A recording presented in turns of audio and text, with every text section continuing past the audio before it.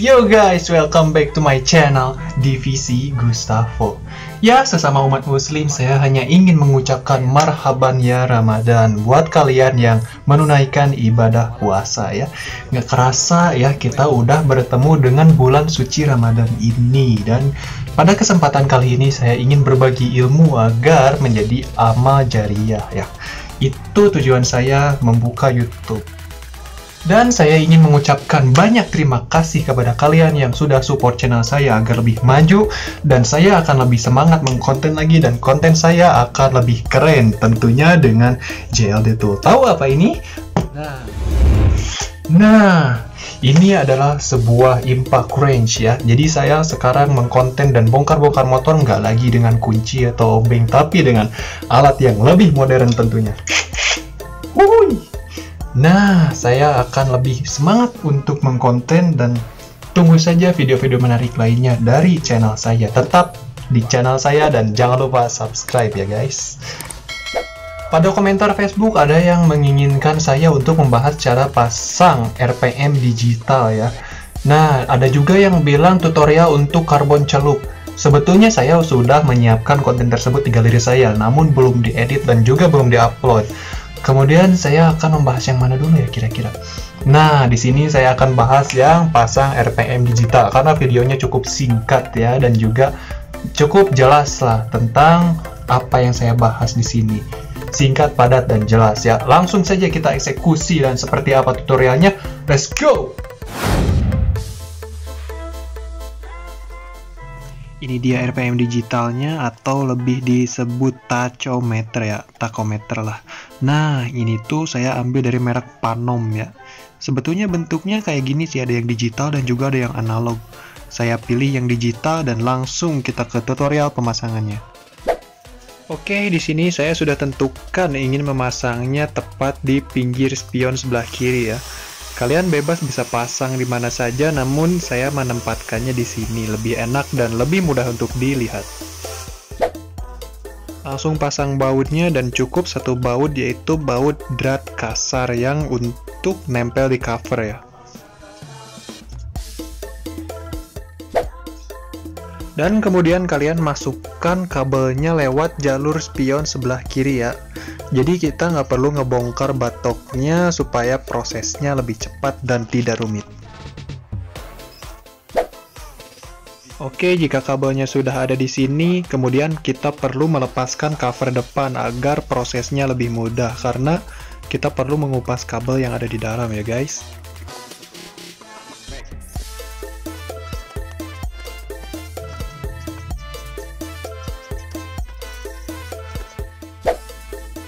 Oke, di sini ada 3 kabel ya. Kabel merah sama kabel hitam itu yaitu positif dan negatif, dan kabel biru adalah kabel untuk pengukur RPM.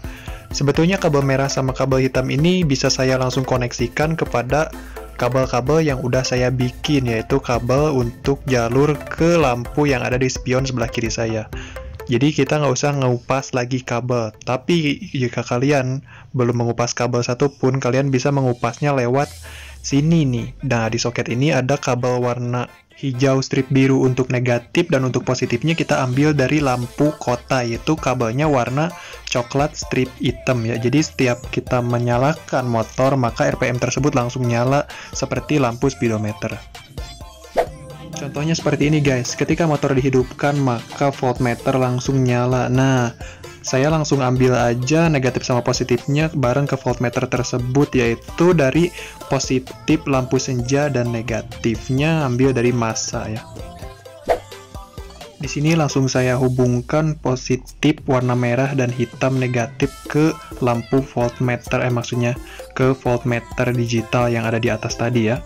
Saya percepat prosesnya supaya tutorialnya tidak membosankan.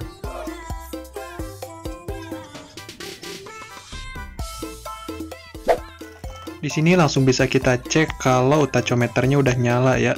Nah, kita tes. Nah, nyalanya seperti ini ya guys. Cukup menarik, ada lampu indiglow-nya, dan ketika di-on-kan, nah, proses dari 0 sampai 18-nya tuh cukup menarik. Kabel terakhir yaitu kabel warna biru, perlu kita hubungkan ke positif kuil. Namun di sini kabelnya pendek dan nggak mungkin nyampe ke positif kuil karena kuil tepat berada di sekitaran busi ya. Maka kita harus memperpanjang kabelnya. Kemudian kabel yang sudah kita perpanjang tadi langsung kita masukkan ke positif kuil, yaitu kabel yang bawah ini, bukan kabel yang atas ya. Dan ini adalah letak positif kuil, yaitu kabel yang bawah, bukan yang atas ya. Jika semua kabel sudah dihubungkan, maka langsung kita tes. Di sini saya mengetes langsung tanpa banyak bicara lagi.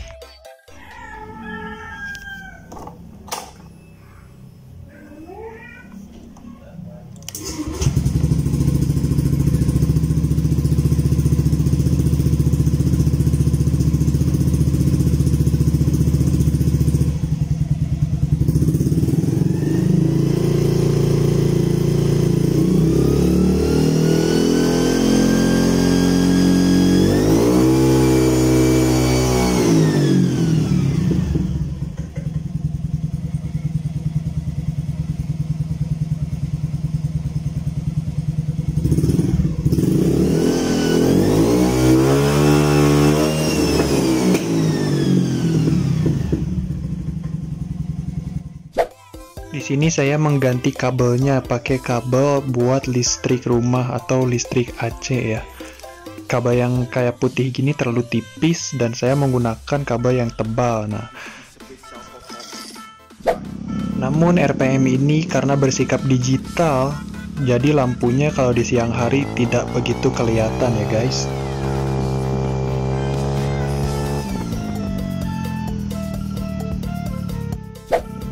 Tapi sebaliknya, kalau di malam hari, RPM digital ini begitu terlihat sangat jelas dan begitu menarik.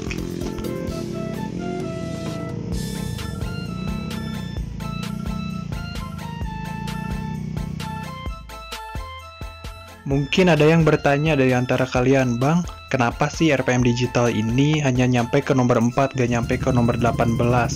Nah, sebetulnya RPM digital ini disetting untuk bit karbu yang kelistrikannya tidak distabilkan. Beda dengan bit FI atau bit ESP, kelistrikannya sudah distabilkan oleh ECU dan kiprop tetap di 12-14 volt saja.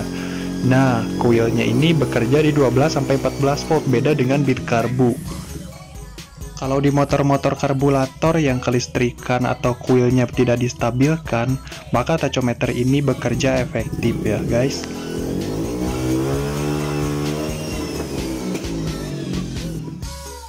Yo guys, segini aja dulu tutorial saya kali ini, dan buat kalian yang menyukai video dan juga tutorialnya, tolong klik like, comment, and subscribe ya guys. Dan di next video saya akan membahas tentang spesifikasi pada JLD Tool. Terima kasih buat yang udah nonton. Assalamualaikum warahmatullahi wabarakatuh.